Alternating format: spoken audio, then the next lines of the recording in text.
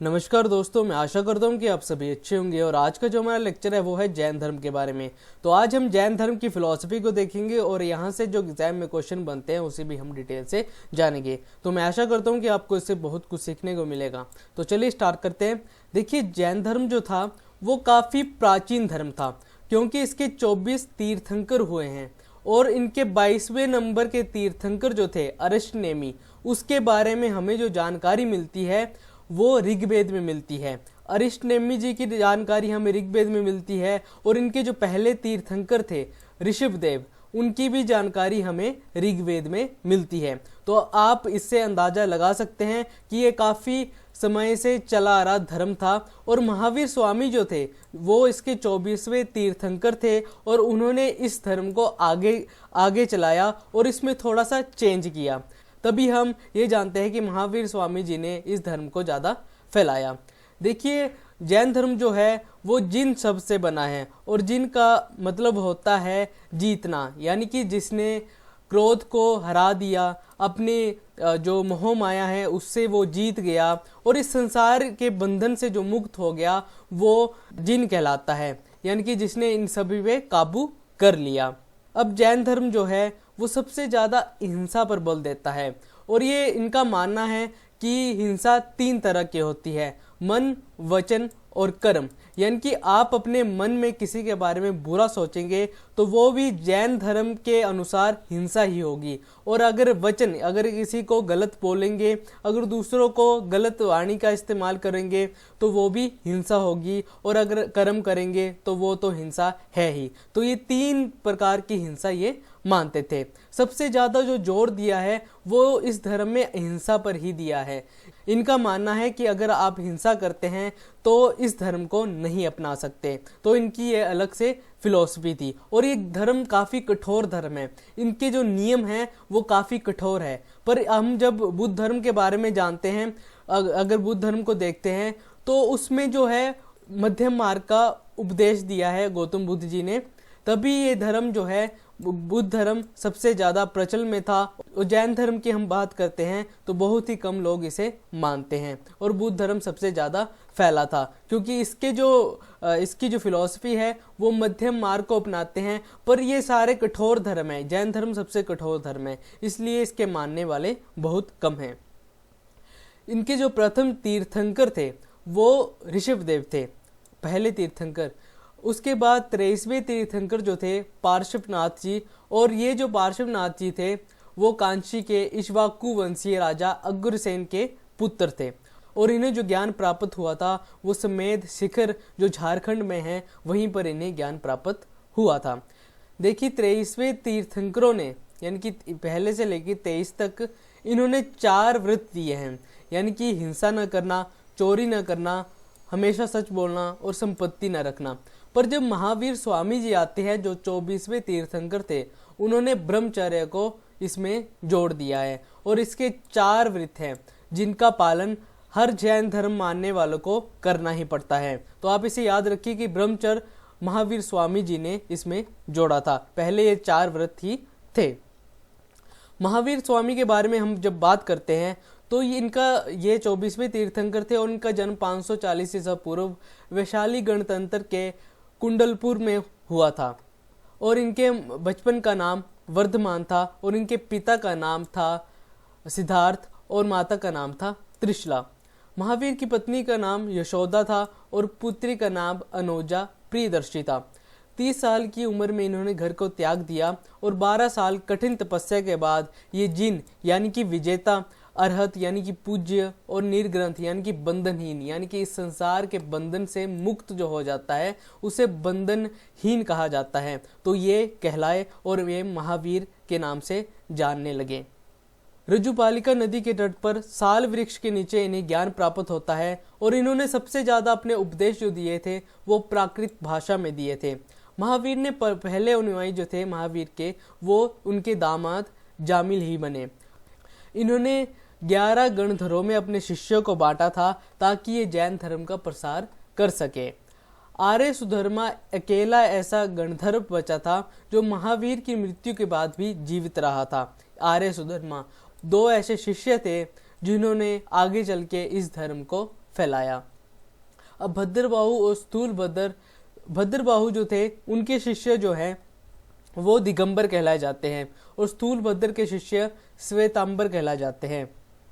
देखिए, जब जैन धर्म प्रचलन में था उस काल में चंद्रगुप्त मौर्य का साम्राज्य था और उस समय काफ़ी अकाल पड़ा था, भीषण अकाल पड़ा था। उस समय चंद्रगुप्त ने भद्रबाहु से दीक्षा ली थी और इन्होंने जब अकाल पड़ा तो भद्रबाहु को वहीं पे रोक दिया और स्थूल भद्र जो थे वो वहाँ से चले गए। पहले कर्नाटक में रहा करते थे तो स्थूल भद्र जो थे वो गुजरात चले गए और गुजरात में जाके जब ये गुजरात में गए तो ये निर्वस्त्र रहते थे और गुजरात में गए तो ये जैन धर्म अपनाने वाले वस्त्रहीन होते हैं, यानी कि वस्त्र नहीं पहनते हैं। और ये जब गुजरात में गए तो उन लोग उनका मजाक उड़ाने लगे और उन्होंने वस्त्र धारण कर लिए। और जब अकाल खत्म हुआ तब स्थूल भद्र जब वापस कर्नाटक आए तब भद्रबाहु से मिले तो भद्रबाहु ने कहा कि तुमने जैन धर्म के जो हमारे रूल और रेगुलेशन है उसे तोड़ दिया है, अब तुम इस धर्म को अपनाने के लायक नहीं रहे हैं। इसलिए भद्रबाहु और स्थूल भद्र दो अलग अलग भागों में बढ़ जाते हैं। और जो श्वेतांबर है सफेद वस्त्र पहनते हैं और दिगंबर वो कपड़े नहीं पहनते, तो ये दो वर्ग में जैन धर्म बढ़ जाता है। जैन धर्म के त्रिरत्न हैं सम्यक दर्शन, सम्यक ज्ञान और सम्यक आचरण। ये इसके त्रिरत्न कहे जाते हैं। जैन धर्म में ईश्वर की मान्यता नहीं है, ये किसी ईश्वर को नहीं मानते। जैसे बौद्ध धर्म में भी ईश्वर को नहीं माना जाता वैसे ही जैन धर्म में भी ईश्वर को नहीं माना जाता और ना ही ये वेद को मानते हैं और ना ही स्वर्ग और नर्क जैसी कोई चीज़ होती है। ये कहते हैं कि कोई भी चीज़ नहीं होती है, जो इस संसार में हमें दिखाई देता है वही सत्य है। महावीर पुनर्जन्म और कर्मवाद में विश्वास रखते थे, यानी कि ये बोलते थे कि मनुष्य का पुनर्जन्म होता है। और कर्मवाद यानी कि जैसा इंसान अभी करेगा उसे वैसा ही बाद में भोगना भी पड़ेगा, तो ये कर्मवाद में विश्वास रखते थे। जैन तीर्थंकरों की जीवनी जो है वो कल्प सूत्र में लिखी गई है और कल्प सूत्र जो लिखा था वो भद्रबाहु ने लिखा था। आप इसे याद रखिए। 72 साल की आयु में इनकी मृत्यु हो जाती है महावीर स्वामी जी की। 468 ईसा पूर्व में बिहार के पावापुरी में इनकी मृत्यु होती है। मथुरा कला में भी बहुत सारी जैन धर्म की मूर्तियां बनाई गई हैं। ये जैन तीर्थंकर हैं और इनके ये प्रतीक चिन्ह हैं। जैसे ऋषभ देव जो थे वो पहले तीर्थंकर थे और इनका प्रतीक चिन्ह है सांड। अजीत नाथ जी का प्रतीक चिन्ह है हाथी और ये दूसरे तीर्थंकर हुए हैं। संभवनाथ जी का तीसरे तीर्थंकर है और इनका प्रतीक चिन्ह है घोड़ा।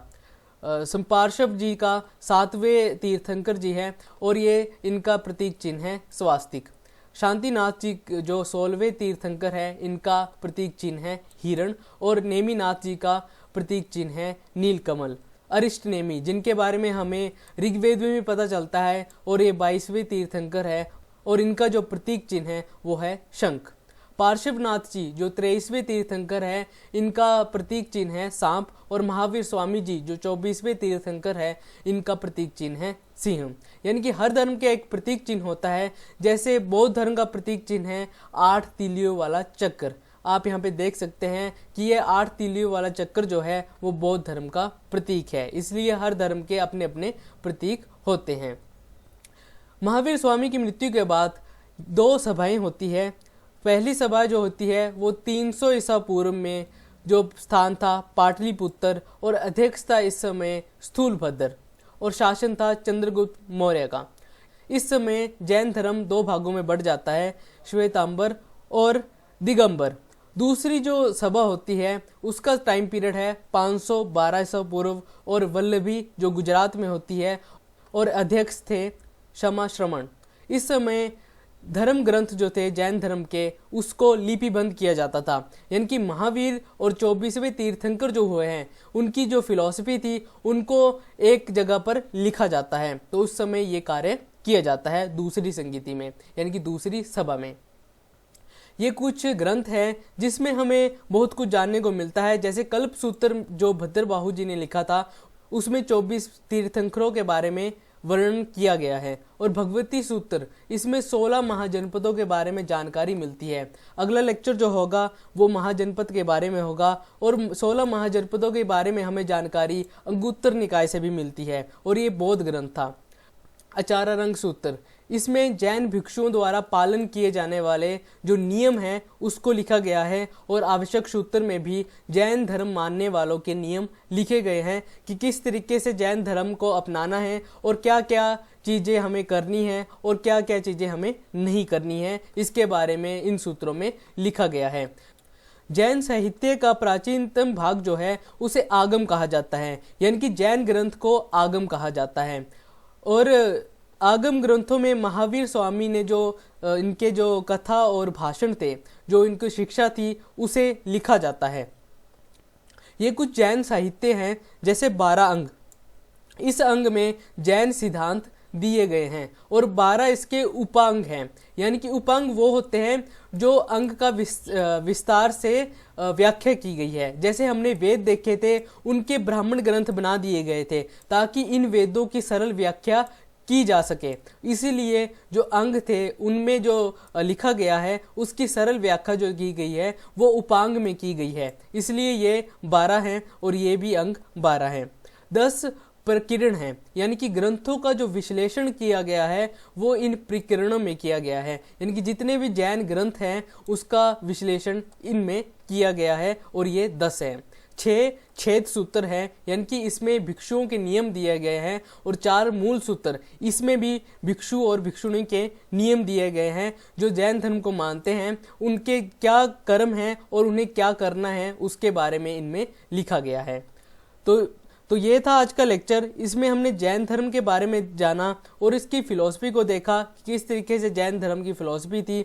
और अगला लेक्चर जो होगा वो महाजनपद के बारे में होगा, जो 16 महाजनपदों में भारत को बांटा गया था, उसके बारे में हम डिटेल से अगले लेक्चर में जानेंगे। तो ये था आज का लेक्चर। अपने आसपास सफाई रखिए, पानी को सेव करिए, अपने सोसाइटी को अच्छा बनाइए और सोसाइटी तभी अच्छी बनेगी जब हम बच्चों को शिक्षित करेंगे। तो मिलते हैं अगले लेक्चर में, तब तक के लिए जय हिंद।